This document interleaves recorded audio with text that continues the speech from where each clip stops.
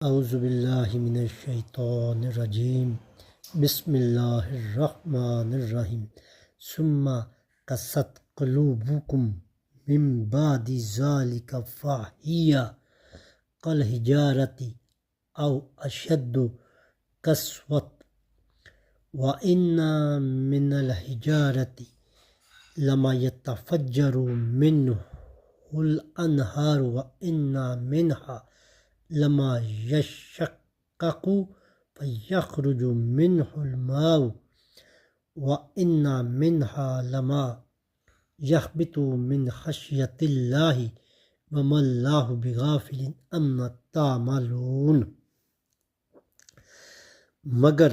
ایسی نشانیاں دیکھنے کے بعد بھی آخر کار تمہارے دل سخت ہو گئے، پتھروں کی طرح سخت، بلکہ سختی میں کچھ ان سے بھی بڑے ہوئے، کیونکہ پتھروں میں سے تو کوئی ایسا بھی ہوتا ہے جس میں سے چشمے پھوٹ بہتے ہیں،